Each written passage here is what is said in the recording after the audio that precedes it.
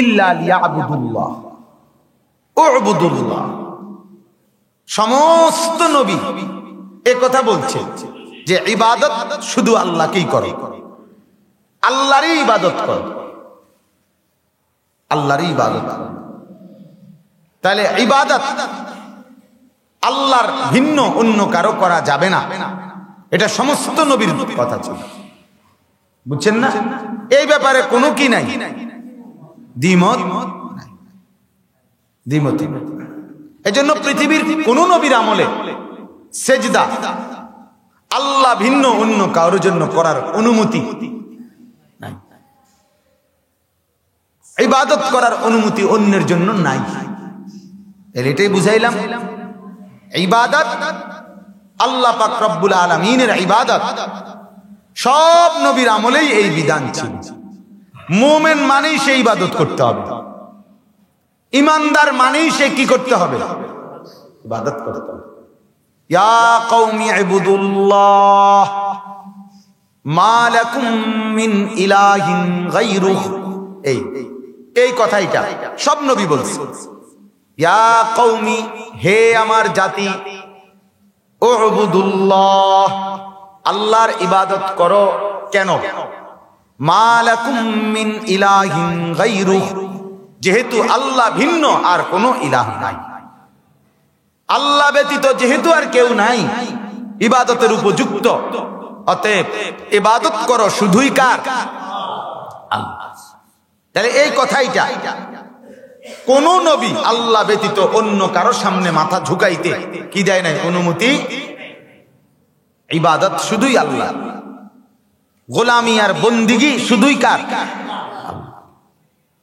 তাইলে ইবাদত লাজেম আমাদের, এটাই গত জুমায় বলছি, ইবাদত লাজেম আমাদের।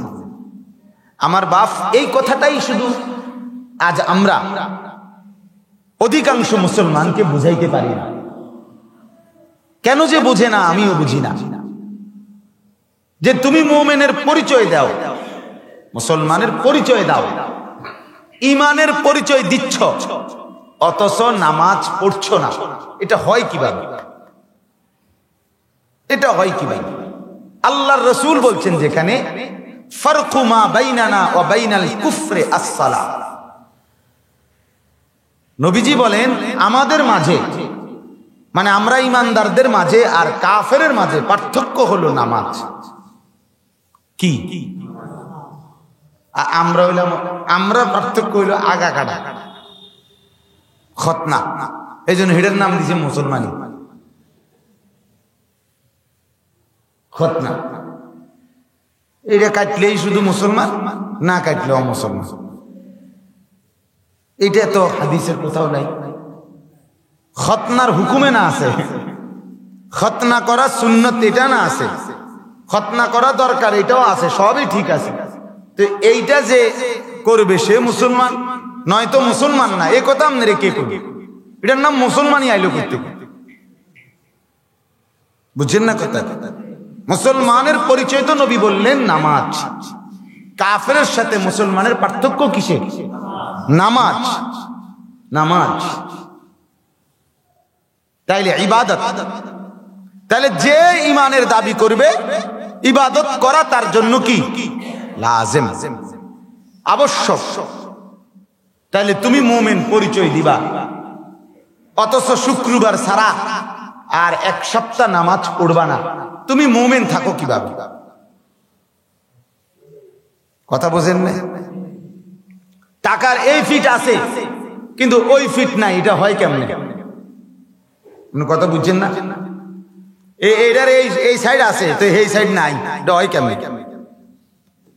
মুদ্রার এই ফিটা থাকলে ওই ফিটও আছে, টাকার যদি এই ফিট থাকে তো এই ফিট আছে না? পয়সার যদি এই ফিট থাকে তো ওই ফিট আছে না? কথা বলেন না? তো ঠিক খুব ঈমান আছে তো ইবাদতও আছে, ইবাদত আছে তো ঈমানও আছে। এটা ঠিক এরকম কাগজের এ পিঠ আর ও পিঠ, মুদ্রার এ পিঠ আর ও পিঠ, টাকার এ পিঠ আর ওই পিঠ। কিন্তু আমরা তো এটা বুঝি না, আমরা বুঝতেই চাই না। এটা আমাদের অনুভূতিতেই জাগে না। এটা কতটা সহজ বিষয় ছিল। সবগুলো মুসলমানের দিলের মধ্যে যদি এই ইয়াকিন থাকতো, কোন ঘরের ছেলে, কোন ঘরের মহিলা নামাজবিহীন থাকতেই পারত না। এটা একটা সহজ একটা জিনিস, ভারী কোনো কিছুই না নামাজ। এটাকে যদি কেউ তার স্বাভাবিক জীবনের অংশ বানায় নেয় তো একদম সহজ। কথা বুঝছেন না? এই কারণে আমাদের এই অনুভূতিটা মূলত আসলে পরীক্ষা করলে দেখা যাবে আমাদের অন্তরের বিশ্বাসের মধ্যে ঘাটতি আছে। যদি ইয়াকিন মজবুত হতো তো নামাজ ছুটতো না, কিন্তু যে কোনো ভাবেই হোক সেইটা হয়তো মনে মনে বুঝে রাখছে যে থাকুক না, পরে ঠিক করেন রে ভাই, উনি বসুগঞ্জ এমনি বসে বসে বসে। তো এই ইয়াকিনের মধ্যে ঘাটতি আছে। আমি এটা যেমন কথার কথা, আমি মাগরিবের নামাজের আগে অ্যাক্সিডেন্ট করছি, পাওটা ভাঙছে যখন, আমি তখন পাওটার মধ্যে শুধু একটা গামছা বাঁধ দিছে জুবায়ের ভাই। আমার এই অবস্থায় আমি মুন হসপিটালে সিএনজিতে করে গেছি। তখনও আমার কমপক্ষে 40-50 মিনিট রাস্তা আমি সিএনজিতে গেছি এই ভাঙ্গা অবস্থায়। ওই যে আইল্যান্ড সহ প্রতিটা ঝাঁকিতে আমার ব্যথা লাগছে, কারণ তখন তো আমি মাত্র কি ভাঙলো আমার। কিন্তু হসপিটালে যাওয়ার পরে আমারে তারা ধইরা সিএনজি থেকে নামাইয়া হুইল চেয়ারে বসাইছে। হুইল চেয়ারে বসাইয়া মাত্র এই হসপিটালের ভিতরে ঢুকাইছে। তখন আমার এক্সরেও করে নাই, ডাক্তারও দেখাই নাই না। আমি আগে এই অবস্থায় আমার হুঁশ আছে পুরা। তা আমি এখানে বসেই শুধু চেয়ার ঘুরাইয়া এখানে বসাই, আমার ওযু ছিল, আমি মাগরিবের নামাজ পড়ে ফেলছি। কিন্তু তখনও আমার এক্সরেও করাই নাই, ডাক্তারও দেখাই নাই। তাহলে তো তখন আমার পায়ে ব্যথা হচ্ছিল কিনা? কথা বলেন না কেন? কষ্ট লাগতেছিল কিনা? কারণ মাত্র ভাঙছে, স্বাভাবিক। এটা তো 2 মাস পরের কথা না, তখন ভাঙছে। কিন্তু আমি তো এটা বুঝি, আমার তো এটা দিলের ইয়াকিন, ভাঙ্গা থাকুক আর না থাকুক, যাই হোক পরে হইব, আমার মাগরিবের নামাজ তো আমাকে পড়তেই হবে। পড়তে হবে কিনা বলেন? নার্স তারা ছাইয়া রয়েছে, ওই এনে বইয়ে শুধু পশ্চিম ঠিক করে নিছে। তাহলে বলার উদ্দেশ্য হলো, এটা যদি আমার ইয়াকিন হয়, এটা যদি আমার দিলে বিশ্বাস হয়, ঈমান হয়, তাহলে নামাজ আমাকে পড়তেই হবে, কোনো সুরত নাই আমার, কোনো এর বিকল্প হতে পারে না। এই জন্য আমি বলছি আপনাকে, ঈমান এর বহিঃপ্রকাশ, কথাটা আবারও বোঝেন, ঈমানের মুজাহারা, ঈমানের বহিঃপ্রকাশ ইবাদত। ইবাদত তার ঈমান আছে না নাই, সে মুমিন পাক্কা কিনা, এটার প্রমাণ মিলবে কি দিয়া? এই জন্য নবীরা এটা বলছে, ইয়া কওমি ইবুদুল্লাহ মা লাকুম মিন ইলাহিন গায়রুহু, হে আমার জাতি, আল্লাহর ইবাদত করো, আল্লাহ ভিন্ন আর কেউ নাই। তাহলে আল্লাহ ছাড়া আর কেউ নাই, এটা আমাদের ঈমানের কথা। কথা বলে লা ইলাহা ইল্লাল্লাহ, এটা আমাদের ঈমান কিনা? এটা আমাদের কালেমা কিনা? তাহলে এটা আমাদের কালেমা। মুহাম্মাদুর রাসূলুল্লাহ, এটা আমাদের কালেমার অংশ কিনা? তাহলে লা ইলাহা ইল্লাল্লাহ মানেন, মুহাম্মাদুর রাসূলুল্লাহ মানেন, কিন্তু মাথা সেজদায় ঝোঁকে না, নামাজের টাইম মিলে না, হালাল খেতে মন চায় না, হারাম ছাড়তে মন চায় না, গুনাহ ছাড়তে মন চায় না, তো আপনার এই ঈমান ভিতরে কি অবস্থায় আছে আপনি বুঝেন না? কথা বলেন, আপনি তো বুঝেন না। এটা কে বুঝাবে এই মানুষগুলোকে? আমার হাজারো নওজোয়ান ভাইকে কে বুঝাবে বলে? হাজারো মা বোনকে কে বুঝাবে? প্রতিদিন প্রতিদিন তার দুনিয়ার সকল কাজ স্বাভাবিক, কিন্তু নামাজ তার জন্য কষ্টকর। এ কেমন কথা? এক মহিলা প্রতিদিনই রান্না বান্নার কাজ করে, প্রতিদিনই ঘর ঝাড়ুর কাজ করে, তো এটা যেমন তার কমন ডিউটি, নামাজও তো তার কমন ডিউটি। বলেন, এক মানুষের ওযু, ইস্তেনজা, খাদ্য খাবারের জরুরত, প্রয়োজন, এটা যেমন তার স্বাভাবিক চাহিদা, নামাজও তো তার স্বাভাবিক চাহিদা হওয়া উচিত। কথা বলছি, আপনি গোসল না করে খানা খান না, দুপুর বেলা গোসলটা করে আসি, কামটা কদ্দুর শেষ করে আসি, আচ্ছা আর একটু কদ্দুর রয়েছে ঝাড়ুটা দিয়া লাই, আর একটু জিনিস হয়েছে ডেকজিডি মাই জ্বালাই, এরকম কিছু না কিছু বুঝাইয়াই মানুষ খাইতে বসে। তাহলে এর সাথে আপনি কেন এটা বললেন না যে নামাজটা পড়ে নেই তারপরে খানা খাই? কথা বলেন না, এটা সহজ বিষয় ছিল না? এটাকে আমরা নিজের থেকে দূর করতে গিয়ে সরাইতে সরাইতে এখন এটা হয়ে গেছে পাহাড়ের মতো বোঝা, অথচ এর চাইতে ভারী কাজ হয়ে গেছে সহজ সহজ কাজ। এক মহিলা এর চাইতে ভারী কাজ করতে রাজি, 50 জন মানুষের খানা পাকাইতে রাজি, ঘাম বাইয়া বাইয়া পড়ে, কত আইটেমের তরকারি, কিন্তু সেটা রাজি। তারে শুধু যারা খাইতে আসছে তারা একটু কইব মাশাআল্লাহ, বাবির ফাঁক নিও, কি করছে ও, ডাইলটা করছে কি, বাজিটা সাইয়াদানের মতো ফুরিয়ে হতাই লাইছে একবার, এ হয়তো কদ্দুর প্রশংসা করবে, এ কদ্দুরের জন্য এই মহিলার ঘাম ভাইয়া ভাইয়া পড়তেছে। অথচ তুমি একটা সেজদা করলে, এক রাকাত নামাজ পড়লে তোমার মালিক তোমার প্রশংসা করত।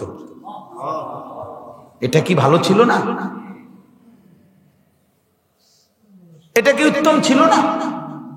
আল্লাহ পাক বলেন হাদিসে কুদসি, মান যাকারানি ফি নাফসিহি যাকারতুহু ফি নাফসি, যে আমাকে একাকী স্মরণ করে আমিও তাকে একাকী স্মরণ করি। ওয়ামান যাকারানি ফি মালাইন যাকারতুহু ফি মালাইন খাইরিম মিনহু, যে আমাকে অনেক মানুষের মাঝে স্মরণ করে আমি তাকে এর চাইতে উত্তম ফেরেশতাদের মাঝে স্মরণ করি। হ্যাঁ, তাইলে আপনি বলেন, আল্লাহ তাআলা বলেন আমি তাকে স্মরণ করি, ফাদকুরুনি আযকুরুকুম, আল্লাহ বলেন তুমি আমাকে স্মরণ করো আমিও তোমাকে স্মরণ করব। এবার বলেন, আমি স্মরণ যদি করি আল্লাহকে সেটা হবে আমার মতো, আর আল্লাহ যদি স্মরণ করে আমাকে সেটা হবে আল্লাহর মতো, ঠিক কিনা বলেন? আমি মাখলুক কতটা দুর্বল আর আমার খালেক আল্লাহ কতটা সবল, সুবহানাল্লাহ। এজন্য আমি তো সামান্য দুর্বল, আমি মনে করেছি কোন রকম, আর আমার মালিক মনে করেছে মালিকের শান মতো। এজন্য আল্লাহ বলেন ওয়ালা যিকরুল্লাহি আকবার, ওয়ালা যিকরুল্লাহি আকবার, আমি আল্লাহর স্মরণ সবচেয়ে বড়। তুমি আমারে মনে করলে যে দূর হয়, আমি তোমারে মনে করলে তার চেয়ে বেশি হয়, ঠিক কিনা বলেন? এজন্য তুমি রুকু করলে আমি তাকিয়ে থাকি, তুমি সেজদা করলে আমি তাকিয়ে থাকি, তুমি সূরা পড়লে আমি তাকিয়ে থাকি, শুনতে থাকি, আমি মাওলা জবাব দিতে থাকি। হাদিসের মধ্যে আছে আল্লাহর নবী বলেন, বান্দা যখন নামাজে দাঁড়িয়ে বলে আলহামদুলিল্লাহি রাব্বিল আলামিন, আল্লাহ সাথে সাথে জবাব দেয় হামিদানি আবদি। শোনো ফেরেশতারা, আমার বান্দা ওই দেখো আমার প্রশংসা করছে। এবার বান্দা বলে আর রহমানির রহিম, আল্লাহ বলে শোনো শোনো আসনা আলাইয়া আবদি, আমার বান্দা আমার গুণকীর্তন করছে। আবারও, আগেও কইলো এখনো। এবার বান্দা বলে মালিকি ইয়াউমিদ্দিন, আল্লাহ বলে শোনো মাজ্জাদানি আবিদি, আমার বান্দা আমার মর্যাদা উঁচু করেছে। এইভাবে জবাব, প্রতি শব্দে শব্দে, প্রতি শব্দে শব্দে, প্রতিটা আয়াতে আয়াতে আল্লাহ তাআলা কি করে? জবাব। জবাব হাদিস আমার কাছে কিতাব আছে। আল্লাহ তাআলার বান্দা যখন বলে আল্লাহু আকবার, আল্লাহ বলেন হ্যাঁ আনা আকবার, হ্যাঁ বান্দা ঠিক বলছো, আমি বড়,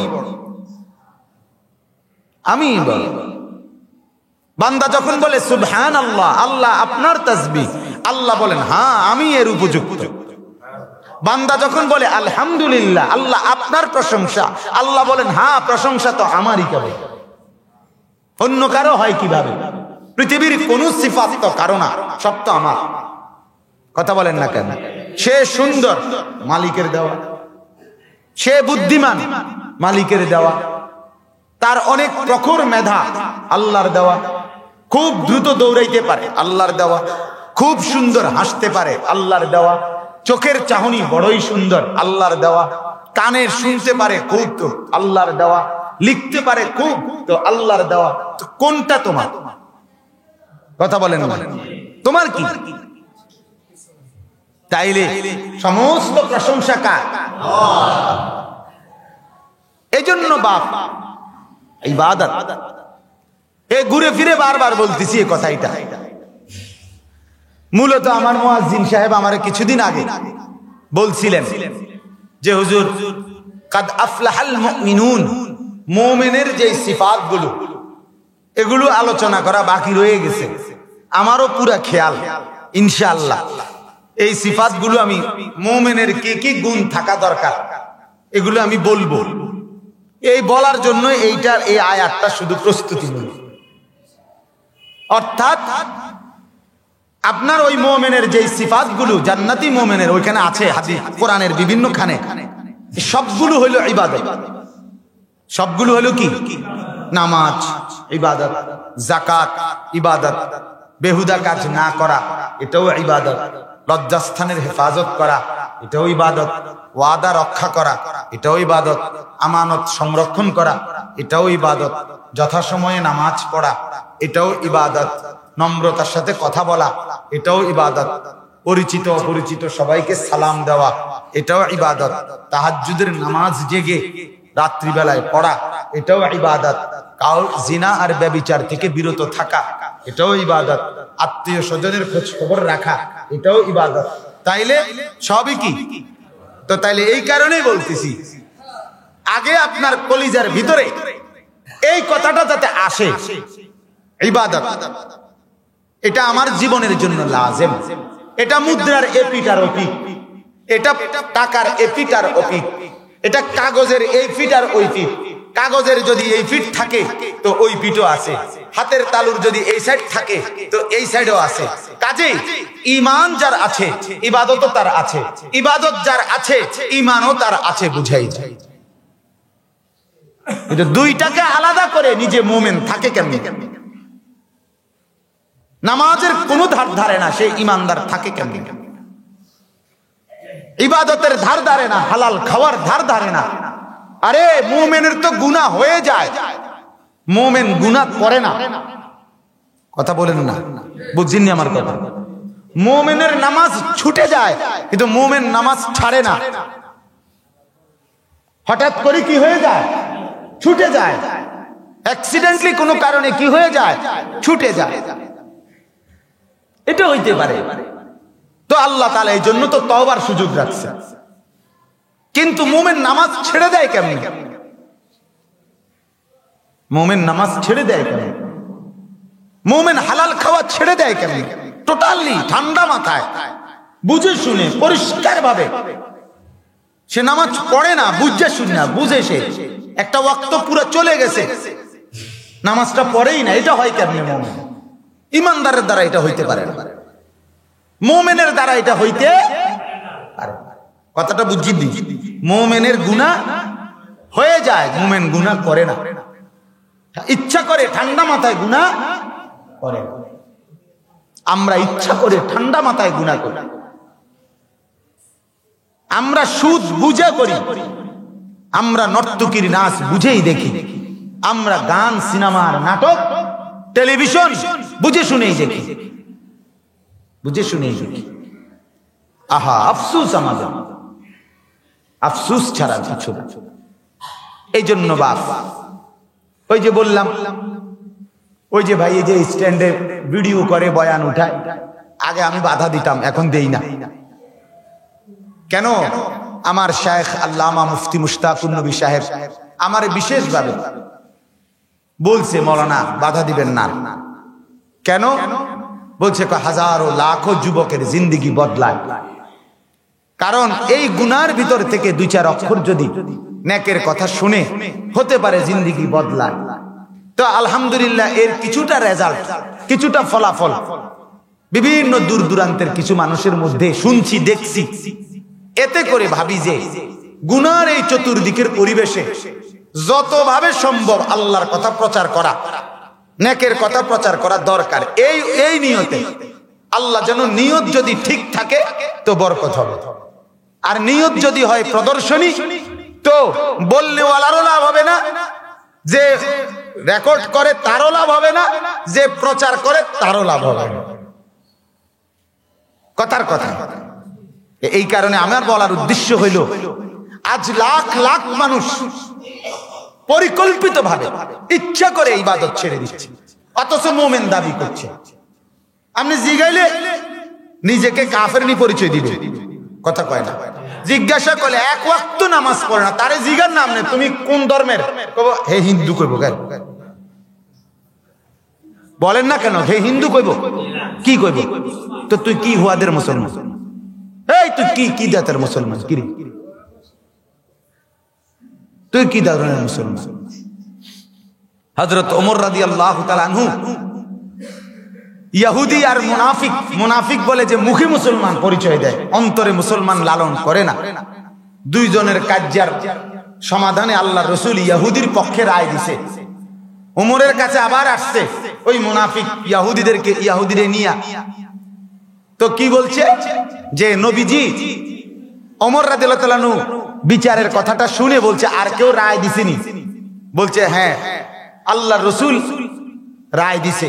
কি বলছে? কয় যে ইহুদির পক্ষে এই জমিটার ব্যাপারে রায় দিছে। কত তো এরপরে আবার আপনার কাছে আসছি। ওই মুনাফিকটা বলতে, যে মুখে কালেমা পড়ে। হযরত ওমর বলছে দাঁড়াও, ভেতর থেকে তরবারি আইনা এই মুখে যে কালেমা পড়তো, ওই বেটা তো মুখেও পড়তো না। মিয়া কথা বুঝেন নাই আপনি? ইহুদি তো মুখেও কি পড়ে না, এই বেটা তো মুখে কালেমা পড়তো। এরে একটা কোপ দিয়া, তরবারি দিয়া কল্লাটা ফালাই দিয়া বলছে, এটাই হচ্ছে ওমরের রায়, মুহাম্মদের রায় যে মানে না।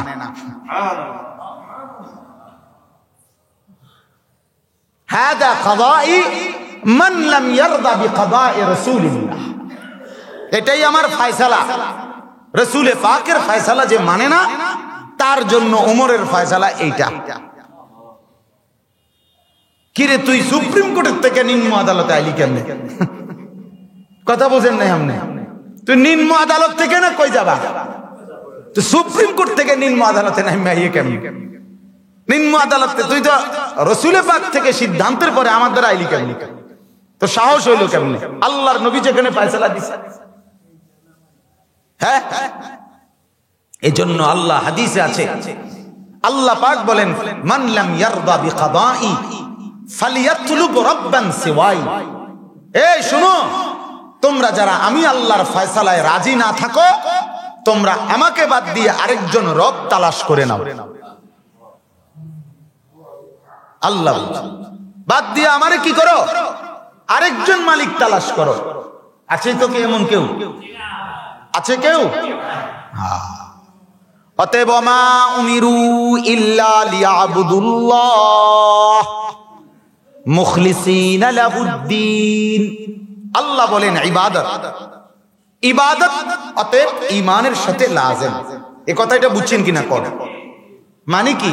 মুমিন পরিচয় দিলেই ইবাদত করতে হবে, ইবাদত করিলেই মুমিনের পরিচয় বোঝা যাবে। এটা একসাথে অঙ্গাঙ্গি ভাবে জড়িত। এই কথাটা আজকে আমরা শুধু উপলব্ধি করি, কমপক্ষে আপনারা বোঝেন। আপনারা আমার দীর্ঘদিনের মুসল্লি বা আমার মহল্লার এই অঞ্চলের মানুষ, আপনারা বিশ্বাস করেন শুধু এতটুকু, যে শুধু শুক্রবারের নামাজ পড়ে নিজেকে ইমানদারের পরিচয় উপযুক্ত দাবি হয় না। শুধুমাত্র মাঝে মাঝে কোরবানির ঈদে কোরবানি করে নিজেকে ইমানদারের পরিচয় দিলে এই ইমানের পরিচয় টেকে না, আখিরাতে এটা টিকবে না। ইবাদতবিহীন ইমানদারের পরিচয় পূর্ণ হয় না। আর ইমানদার মানে ইবাদত করে, ইবাদত যে করে সে ইমানদার হতেই থাকে, হয়েই থাকে সে নিশ্চিত। অতএব এটাই বললাম, সমস্ত নবীর জন্য দুই কথা একত্রে মিলাইয়া কইছে, উবুদুল্লাহ মা লাকুম মিন ইলাহিন গায়রু, আল্লাহর ইবাদত করো। কেন? যেহেতু আল্লাহ ছাড়া আর কোনো কি নাই। তাইলে এটা যদি মানো তো এটা মানতে হবে, এটা করতেই হবে, করতেই হবে। এটার থেকে বিচ্ছিন্ন থাকার সহজ মাধ্যম হলো ইমানের দাবি ছেড়ে দেওয়া। তো হওয়ার উপায় কি? নামাজ না পড়া থাকার একমাত্র সমাধান কি বা পদ্ধতি কি? ইমানের দাবি কি করে দেওয়া? দাও দাও ছেড়ে দাও, ছেড়ে দাও, বলো যে আমি মুসলমান, এফিডেভিট করো, এতে রাজি রাজি কথা বলেন, এটা কেউ রাজি হবে? তো তাইলে রাজি না হলে ইমানের দাবি করবা, নামাজ কেন পড়বা, হালাল কেন খাবা না, স্ত্রী পর্দা কেন করবে না, মুমিনের রোজগার কেন পবিত্র হবে না? আল্লাহ তাআলা তো সমস্ত বিধান ইবাদত যতগুলো সব ইমানদারকে করতে বলছে, না হিন্দু না কাফেরকে। পৃথিবীর কোন কাফেরকে কেউ নামাজের দাওয়াত দেয় না, ইমানের দাওয়াত দেয়। কথা বলে, আর মুমিনকে কিসের কথা বলে? ইয়া আইয়ুহাল্লাযীনা আমানু, হে ঈমানদারেরা, কুতিবা আলাইকুমুস সিয়াম, তোমাদের উপরে রোজা ফরজ করা হয়েছে। কি বোঝা গেল? ঈমানদারকে বলছে আল্লাহ, ইয়া আইয়ুহাল্লাযীনা আমানু ইত্তাকুল্লাহ, হে ঈমানদারেরা সর্বাবস্থায় একমাত্র আল্লাহকেই ভয় করো। তাহলে কাকে বলছে? ইয়া আইয়ুহাল্লাযীনা আমানু, আল্লাহ তাআলা বললেন ইত্তাকুল্লাহ ওয়া কুলু কাওলান সাদীদা, আল্লাহকেই ভয় করো আর সর্বদাই সত্য কথা বলো। কাকে বলছে? ঈমানদারকে। ইয়া আইয়ুহাল্লাযীনা আমানু কুলু মিন তাইয়্যিবাতি মা রাযাকনাকুম, হে ঈমানদারেরা, মুমিনেরা, আমি আল্লাহর দেওয়া রিজিক থেকে যেগুলো হালাল কেবল সেগুলোই খাও। কাকে বলছে? তাইলে হালাল খাইতে আল্লাহ কাকে বলছে? নামাজ পড়তে আল্লাহ কাকে বলছে? রোজা হজ যাকাত দিতে আল্লাহ কাকে বলছে? আল্লাহ বলছে কাদ আফলাহাল মুমিনুন, ওই মুমিন জান্নাতি সফল মুমিন, আল্লাযীনা হুম ফি সালাতিহিম খাশিউন, যে নামাজ পড়ে বিনয়ের সাথে, ওয়াল্লাযীনা হুম আনিল লাগবি মুরিদুন, যে সমস্ত বেহুদা অনর্থক কাজ থেকে বিরত থাকে। তাইলে এগুলো কার পরিচয়? মুমিনের। কার গুণ এগুলো? ওয়াল্লাযীনা হুম লিয-যাকাতি ফাইলুন, যে যাকাত আদায় করে হিসাব করে করে, এটা মুমিনের গুণ।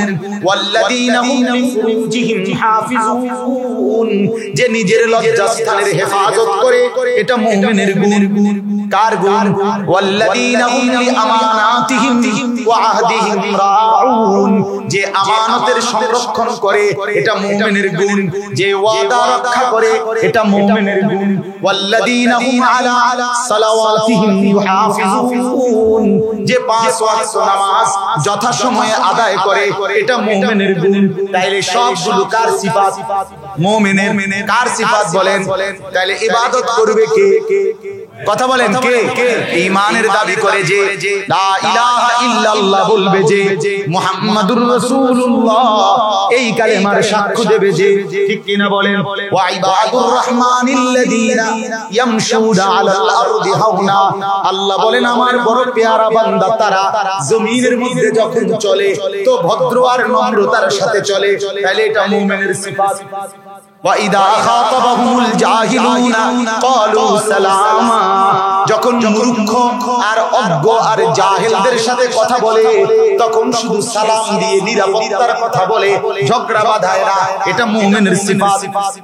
ওয়াল্লাযীনা ইয়াবিতুনা লিরাব্বিহিম সুজদান ওয়া কিয়ামা, যারা রাত গভীরে আল্লাহর দরবারে সিজদা আর রুকু করতে থাকে তাহাজ্জুদের নামাজে, এটা মুমিনের সিফাত। কথা বুঝছেন না? এগুলো আমি বলবো ইনশাআল্লাহ সামনে সামনে, মানে একসাথে আলাদা আলাদা একটা করে ইনশাআল্লাহ। কিন্তু মূল কথা এটা যে ইবাদত কার জন্য? মুমিন। মানে ইবাদত করবে কে? মুমিন। মুমিন ঈমানের দাবিদার। অতএব নামাজের কথা তো আমরা আপনাদের কাছেই বলছি, রোজা হজ যাকাতের কথা তো আমরা আপনাদের কাছেই বলছি, আর কালেমার দাওয়াত দেব শুধু বেঈমানকে বলা শুধু ঈমান আনো, এরপরে বাকি কথা, ঠিক না? এই জন্য ইবাদত আমাদের জন্য লাজেম। আজ আমরা আমাদের মূল অবস্থান থেকে সরে যাওয়ার কারণে আমাদের উপরে এত লানত। আমার বাপ এটা বহুত বড় পেরেশানির কথা যে পৃথিবীর কোন আযাব আল্লাহ তো ইতিপূর্বে আযাব দিছে, তো ফেরাউনের আযাব এত লম্বা হয় নাই, নমরুদের আযাব এত লম্বা হয় নাই, নূহ আলাইহিস সালামের কওমের আযাব এত লম্বা হয় নাই, কওমে লূতের আযাব এতক্ষণ লাগে নাই, কওমে সমুদের আযাব এতক্ষণ লাগে নাই, আব্রাহা বাদশার ধ্বংস এতক্ষণ লাগে নাই, কিন্তু করোনার আযাব এখনো যাচ্ছে না কেন? আমাদের নাফরমানির কারণে। 8 মাস হয়ে গেল, যাচ্ছে না কেন? কথা বলেন না? এতদিন হয়ে গেল, বছর এটা তো পার হয়ে যাচ্ছে, 2020 তো শেষ হয়ে গেছে, কিন্তু জানুয়ারি 2021 থেকে করোনা পৃথিবীতে থাকবে না এরকম কোন ঘোষণা কোন বুদ্ধিজীবী কোন দার্শনিক দেওয়া হয়েছে? তো কি হলো? কেন মালিক এত নারাজ করলেন? এত মালিক এত নারাজ হয়ে গেলেন কেন? আল্লাহ এত রাগ করলেন কেন? বহুদিন আমরা বহু মানুষ সিজদা করি না, হালাল খাই না, বহুদিন হালাল খাই না। এত বড় দুর্যোগের ভিতরেও আমাদের দুর্নীতি যায় না, এত বড় দুর্যোগের ভিতরেও আমাদের হারামখোরি যায় না, এত বড় মুসিবতের ভিতরেও কলিজার মধ্যে কোনো কাঁপন ধরে না, বিড়ি সিগারেট ছোটে না, টেলিভিশনে নর্তকীর নাচ দেখা বন্ধ হয় না, মোবাইলে ফেসবুকে অশ্লীল ছবি দেখা ছোটে না, মহিলার বেপরদা ছোটে না। তাইলে কত শক্ত আমরা! মালিক আমাদের ঘাড় নোয়াইতেই পারতেছে না, এত আযাব দেওয়ার পর গেড়ি নোয় না, মাথা নোয় না, কি পরিমাণ ঘাটতে রাখতে। কথা বলে আমার বাবা। অতএব আজ এতটুকুই কথা।